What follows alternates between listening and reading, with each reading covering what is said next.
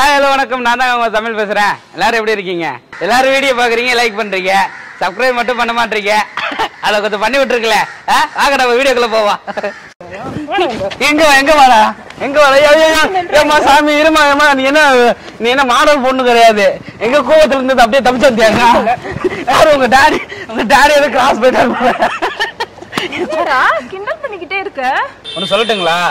நான் உங்களுக்கு ப்ரொபோஸ் பண்ணிட்டு பாத்துட்டு விட்டுட்டு போயிடலாம் தான் நினைச்சேன்.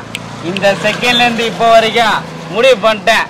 காதலி லவ்வர் எல்லாம் நீங்க தான். நான் தான் முடிவு பண்ணிட்டேன். இதுக்கப்புறம் டெய்லி இல்ல